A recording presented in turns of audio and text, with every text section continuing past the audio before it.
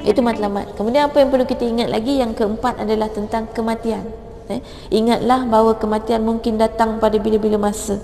Usah ditangguh amal ibadah, memberilah sekarang atau mungkin anda tidak berkesempatan lagi untuk memberi.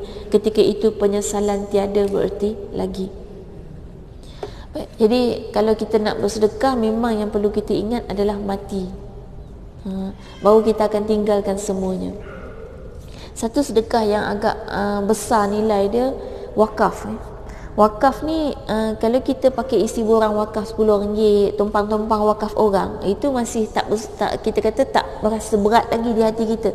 Tapi kalau kita mewakafkan misal sebidang tanah, sebiji rumah, kita seorang yang punya, apatah lagi dalam keadaan kita bukan banyak sangat tanah, kita bukan banyak sangat rumah. Orang yang ada 100 biji rumah, mungkin kalau wakaf sebiji rumah dia tak rasa apa.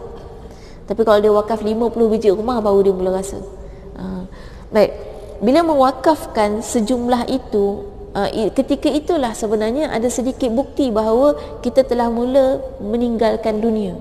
Kita telah mula melupakan dunia ni dan kita mula ingat tentang harta yang akan kita terima di akhirat nanti. Harta yang kita simpan untuk akhirat. Jadi kalau sedekah yang tiap-tiap hari sikit-sikit ni, itu kita jadikan rutin biasa, tapi plankan dalam hidup kita, satu masa nanti kita akan sedekah sesuatu yang paling berharga dalam hidup kita di jalan Allah. Apa yang kita boleh usahakan, fikirkan sesuatu yang kita nak infakkan di jalan Allah. Ada plan jangka masa panjang dalam hidup kita. Terutama untuk wanita-wanita berkerjaya yang memang ada kerja, tak kiralah kerja online atau online. Sekarang banyak nampak kat sini, ni hari kerja tak kerja ke? Online. Banyak dah pekerjaan-pekerjaan online. Income dia kadang-kadang lebih daripada orang biasa. Ni ada orang perempuan kerja dia apa, main game, dapat income. Ada ni kat Malaysia, 18,000 sebulan income pada main game. Main game ada income. Tapi tak payahlah buat. Apa faedah main game tu untuk umat? Dia mungkin faedah untuk supplier, untuk orang tu lain cerita lah, tapi untuk umat tak ada. Tapi nak kata maknanya ada tu kerjaya, ada, kalau ada je pendapatan, walaupun, ataupun mungkin anak dia bagi duit, campur-campur 8 orang anak dia bagi duit, campur-campur beribu juga sebulan. Dan plankan dalam hidup kita ada infak yang kita nak sumbangkan ke jalan Allah, infak yang betul-betul besar, yang betul-betul bernilai. Itu yang kita aturkan susun. Yang kita duk bagi RM5, RM10, RM50, kadang-kadang sekali-sekala masuk pergi masjid semua tu, itu teruskan macam biasa. Sekarang yang besar tu, yang kena ada strategi untuk kita atur. Okay? Tak perlu kita kata kita banyak duit baru kita boleh buat benda tu. Tak. Kita aturkan supaya dalam harta kita akan ada benda tu. Okay? Sehingga ayah saya pernah mewakafkan satu tanah, yang itulah satu-satunya tanah dia. Ayah saya tak kaya mana, bukan ada tanah sangat pun, itulah satu-satunya tanah dia. Tanah yang dia beli kat kampung, dia plan untuk balik duduk kat sana, tapi tak jadi. Sebab anak-anak dah membesar di tempat lain, kemudian isteri pun dah tak nak balik ikut duduk kat situ. Akhirnya dia mengalah, dahlah diwakafkan tanah tu. Tanah tu besar untuk sekolah, dan memang sekolah tu pun dia dah bina dulu sebelum dia lepaskan tanah tu. Cuma dulu sekolah tu berada di bawah pentadbiran dia. Sekarang bila dia lepaskan tanah tu wakaf, sekolah tu dah ditadbir oleh orang lain, kan, oleh pemegang amanah tu. Cuma pada saya satu iktibar yang sangat besar dan satu keinsafan yang perlu kita ambil, bahawa untuk mewakaf dan untuk kita menyerahkan harta kita, bukan tunggu harta kita ada banyak baru kita bagi sebahagiannya. Boleh kita bagikan semua sekali. Abdul Rahman bin Auf tadi, ketika mana dia seorang yang sangat kaya, kemudian satu ketika mendengar Nabi SAW mengatakan bahawa orang kaya ini nanti nak berjalan masuk ke syurga tu merangkak, lambat. Abdul Rahman bin Auf takut. Bila takut, dia bagi semua harta dia, diinfakkan sampai habis licin. Tapi datang lagi. Kan kita ni kadang-kadang rezeki tu tak tahu kan, dah habis licin semua, tiba-tiba datang lagi. Sehingga adik saya dulu pernah, dia sebaik saja dia kahwin, dia bawa isteri dia pergi honeymoon, pergi ke negara miskin. Di situ dia sedekah semua duit dia habis licin.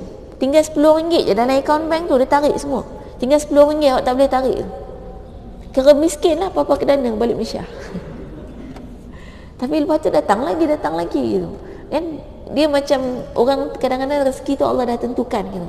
Datang balik sampai dia kena fikir lagi macam mana ni nak habiskan dengan cara tolong orang, bagi misal ada orang perlukan pekerjaan, dia ambil je untuk kerja apa-apa pun lah. Yang kadang-kadang kerja tu tak ada kerja pun, tapi dia wujudkan pekerjaan tu sebab ada orang minta kerja kan. Jadi saya kata kan rumah dia, katalah ada seorang yang jaga rumah dah cukup dah, tiba-tiba ada orang datang minta kerja. Dia kata bolehlah, jaga je lah kawasan-kawasan rumah ni, ada apa-apa bersih-bersih ke ikutlah. Dia bagi duit, sebenarnya nak bagi duit, tapi kalau kita bagi saja duit, dia namanya bagi ikan ni orang takkan maju. Kita bagi pancing, walaupun pancing tu macam tak seberapa dibanding dengan ikan yang sebenarnya dia nak bagi. Sebenarnya dia nak bagi ikan patin 5 kilo tu tapi dia bagi pancing buluh je kan.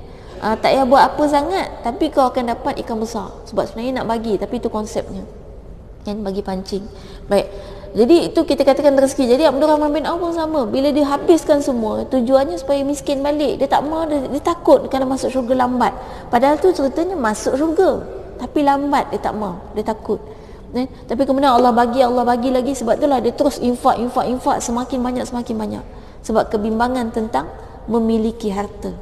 Itu kalau kita ingat tentang kematian, kalau kita ingat tentang kehidupan selepas mati. Kalau nak jadi orang yang rajin berinfak, setkan dalam kepala kita sentiasa ingat tentang kematian. Jangan silap tentang ingat kematian. Ada orang bila ingat kematian, dia duduk berasa nak mati. Bila sakit je sikit, ingat ke aku dah kena corona, lega dah, boleh mati senang, dia kata. Ada orang cakap macam tu. Dia biasa dengar, dia kata bila dia pergi hospital, dia sakit kan, doktor kata suspek corona, dah suruh pakai topeng semua, rupanya cek bukan kan. Itu dia kata ingatkan dah corona, tengok orang corona tu senang je mati, tumbang mati je. Itu bukan cara berfikir ingat mati, itu putus asa dengan hidup, nak mati namanya. Dia kata dah penat sangat dengan hidup tak boleh macam tu. Dalam konsep ingat mati itu maksudnya sentiasa bersemangat dan siap sedia untuk bekalan selepas mati. Itu maknanya ingat mati. Baik, buat